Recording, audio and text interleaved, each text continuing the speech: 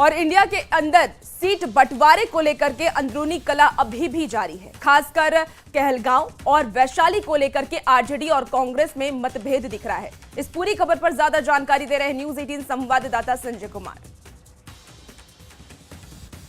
25 बिहार विधानसभा चुनाव को लेकर बिहार में जो राजनीतिक परिदृश्य उभर कर सामने आया है, उसको अगर देखा जाए तो धीरे धीरे एनडीए में सारा कुछ ऑल इज वेल हो गया है। लेकिन महागठबंधन में जो गठबंधन है उसमें दरार पड़ता हुआ दिखाई दे रहा है। खासकर सीटों में जिस तरीके से फ्रेंडली फाइट की तस्वीर उभर कर सामने आई है, उसको लेकर महागठबंधन में जितनी पार्टियां हैं उनके बीच आपस में ही तलवार खिंच गई है। खासकर आरजेडी और कांग्रेस की बात करें तो कहलगांव और वैशाली को लेकर दोनों के बीच जो है वो मतभेद उभर कर सामने आया है। इस बीच राजेश राम जो कुटुंबा विधानसभा क्षेत्र से चुनाव लड़ने वाले हैं, वहां पर भी आरजेडी ने अपना कैंडिडेट खड़ा करने का फैसला लिया है और सुरेश पासवान वहां पर राजेश राम को चुनौती देंगे, यह बात अब तय हो गई है। और इसको लेकर विवाद और भी गहरा गया है। कांग्रेस और सीपीआई के बीच पहले से ही फ्रेंडली फाइट की तस्वीर उभर कर सामने आई। कुल मिलाकर जो तस्वीरें सामने आई हैं उसके बाद से अजीबोगरीब स्थिति और अजीबोगरीब राजनीति देखने को मिल रही है महागठबंधन में। शनिवार को जो नियमित बैठक होती थी महागठबंधन की, वो भी नहीं हुई है। और इस बीच बिहार कांग्रेस प्रभारी कृष्णा अल्लावरू जो है वो दिल्ली चले गए हैं। महागठबंधन में जो नियमित डायलॉग की जो बात होती थी, वो डायलॉग भी पूरी तरीके से बंद हो गया है और नेताओं ने आपस में बातचीत करना भी बंद कर दिया है। अब ऐसे में अब जो लेफ्ट की पार्टियां हैं वो तेजस्वी यादव उम्मीद कर रही हैं कि तेजस्वी यादव इस पूरे मामले में पहल करेंगे और धीरे धीरे सारी चीजें जो हैं वो पटरी पर आएगी। देखना होगा डैमेज कंट्रोल के लिए अब लेफ्ट की पार्टियों ने पहल शुरू की है, ये कितना कारगर साबित होता है। लेकिन फिलहाल महागठबंधन जो है उसकी राजनीति अधर में लटकी हुई दिख रही है। कैमरा पर्सन धर्मवीर के साथ संजय कुमार, न्यूज 18 पटना। और बिहार चुनाव में जीत की रणनीति बनाने में जुटे महागठबंधन को बड़ा झटका लगा है। जेएमएम ने बिहार विधानसभा चुनाव में 6 सीट पर अकेले लड़ने का ऐलान कर दिया है। वहीं जेएमएम ने यह कहा है कि बिहार चुनाव के बाद झारखंड में भी गठबंधन की समीक्षा होगी। हमने कहा कि हम लोग समीक्षा करें चुनाव के बाद।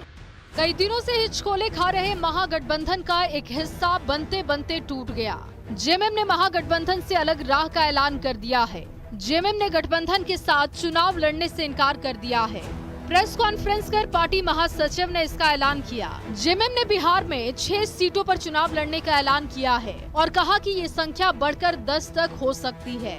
जेएमएम ने बिहार की चकाई, कटोरिया, मनिहारी, जमुई, पीरपैंती और धमदाहा सीट पर चुनाव लड़ने का ऐलान किया है। पार्टी ने यह तय किया है कि बिहार में अपने सांगठनिक ताकत के साथ 6 विधानसभा चुनाव में अपने उम्मीदवार को उतारेंगे। जेएमएम महासचिव सुप्रियो भट्टाचार्य ने गठबंधन धर्म निभाने के बाद भी बिहार में धोखा देने का आरोप लगाया और कहा कि हर बार धोखा नहीं दिया जा सकता। सुप्रियो भट्टाचार्य ने कहा कि बिहार चुनाव में जीत के बाद झारखंड में भी गठबंधन की समीक्षा की जाएगी। हमने कहा कि हम लोग समीक्षा करें चुनाव के बाद। सब कुछ बर्दाश्त कर सकते हैं, लेकिन आत्मसम्मान के साथ समझौता नहीं कर सकते। बिहार में एक और कांग्रेस, आरजेडी, वीआईपी और लेफ्ट की पार्टियों के बीच 10 से ज्यादा सीटों पर फ्रेंडली फाइट की स्थिति बनने से गठबंधन की गांठ कमजोर होती दिख रही थी कि जेएमएम ने अलग से चुनाव लड़ने का ऐलान करके महागठबंधन को इस चुनाव का सबसे बड़ा झटका दे दिया है। और ऐसे में टूट रहा महागठबंधन एकजुट एनडीए का कितना मुकाबला कर पाएगा, ये देखना होगा। रांची से संवाददाता गौरव झा के साथ ब्यूरो रिपोर्ट, न्यूज 18। देखिए, महागठबंधन में खटपट जारी है और इस पर अब सियासत भी शुरू हो गई है। बिहार के डिप्टी सीएम सम्राट चौधरी ने निशाना साधा है। सोशल मीडिया एक्स पर निशाना साधा गया है सम्राट चौधरी की तरफ से, जहां उन्होंने महागठबंधन को लठबंधन बताया है और ये लिखा कि लठबंधन में बिखराव जारी है और इसके सभी घटक दल अब अपना अलग अलग रास्ता तलाश रहे हैं। चुनाव से पहले अगर ऐसा भगदड़ मचा है तो चुनाव के बाद क्या होगा? अब जेएमएम ने साथ छोड़ दिया है। तो देखिए सम्राट चौधरी का ये पोस्ट आपको दिखा रहे हैं। सम्राट चौधरी ने एक फोटो भी शेयर किया है और इस फोटो के माध्यम से भी वो ये बताने की कोशिश कर रहे हैं कि महागठबंधन में ऑल इज वेल नहीं है, जबकि एनडीए में सब कुछ ऑल इज वेल है। अगर गठबंधन में चुनाव से पहले ये स्थिति है कि अब अलग अलग पार्टी अब अपने अपने उम्मीदवार उतार रही है और गठबंधन में एकजुटता नजर नहीं आ रही है, हर पार्टी की तरफ से अपने अपने उम्मीदवार उतारे जा रहे हैं, तो सोचिए कि आप इलेक्शन के बाद यानी चुनाव के बाद क्या होगा।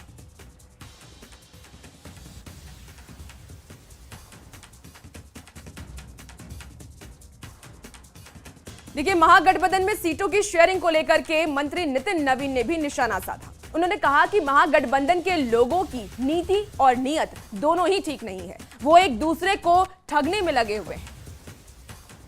मानता हूं कि जिसकी नीति और नीयत सही नहीं हो वो गठबंधन कभी चल ही नहीं सकता, वो सब एक दूसरे को ठगने में लगे हैं। मैं यही मानता हूं कि जिसकी नीति और नीयत सही नहीं हो वो गठबंधन कभी चल ही नहीं सकता, वो सब एक दूसरे को ठगने में लगे हैं।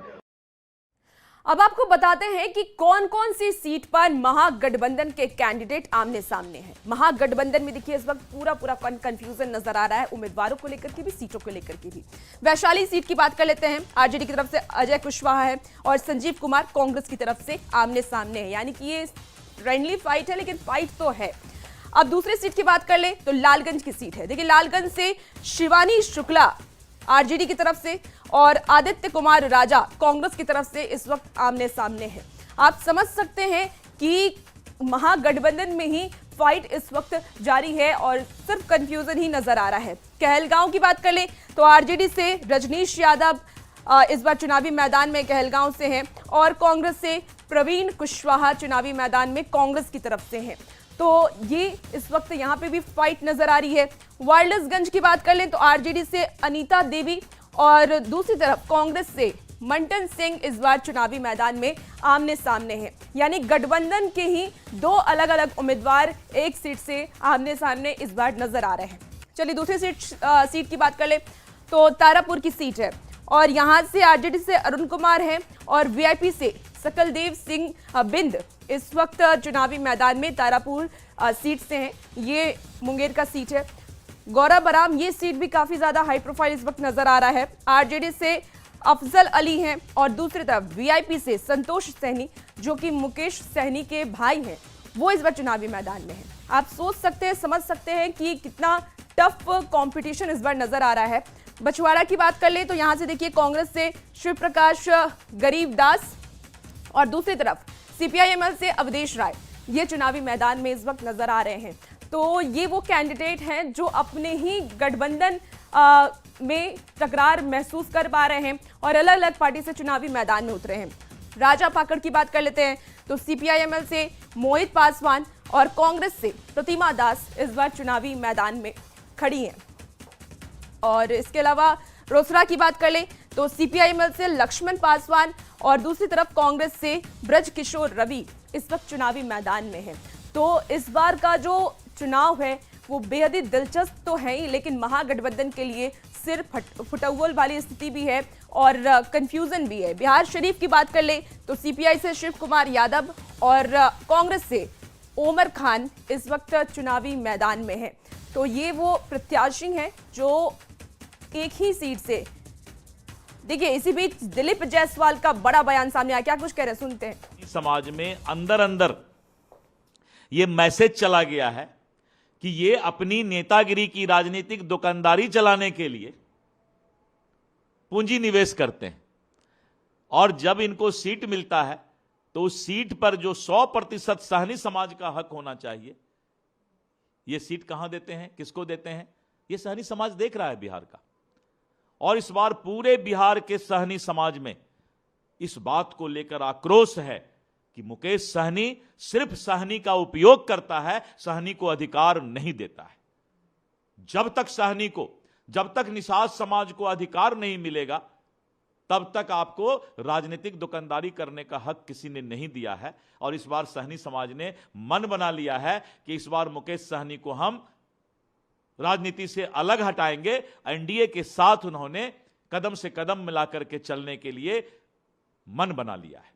साहनी समाज का वोट लेंगे और टिकट देंगे राजनीतिक दुकानदारी में, यह कैसे होगा? लेकिन वो कह रहे हैं कि मैंने कई सारी शर्त रखी है, मैं चुनाव नहीं लड़ूंगा, इधर मैं डिप्टी सीएम बनूंगा, इधर एमएलसी की थी। ऐसा है, कई सारे वादों की जो लोग डरते हैं।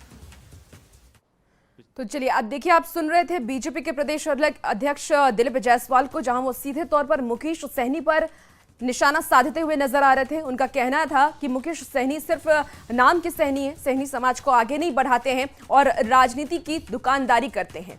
अब उस पर क्या कुछ प्रतिक्रिया मुकेश सहनी की आती है, महागठबंधन से क्या कुछ प्रतिक्रिया आती है, ये देखने वाली बात होगी। चलिए खबरों में आगे बढ़ेंगे। समस्तीपुर के रोसड़ा सुरक्षित विधानसभा सीट घोषित है, जहां महागठबंधन के सामने धर्म संकट खड़ा हो गया है।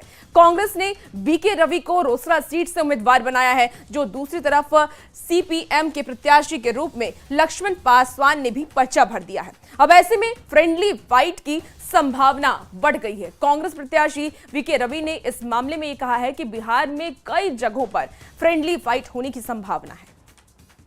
50%, मैं कहूँगा इसको 98% हम लोग का सामंजस्य है कुछ सीटों पर यहाँ पर जो है, और वो हर जगह होता है, और तो ये कोई खास दिक्कत वाली बात नहीं है, और इसको समय के साथ साथ इसको भी सॉल्व किया जाएगा। अभी डेट भी बाकी है, विड्रॉल का भी डेट बाकी है अभी, तो अभी प्रोसेस चालू है। मैं यहाँ पर आया हो तो वो कोई डरने वाली या कोई घबराने वाली बात नहीं है।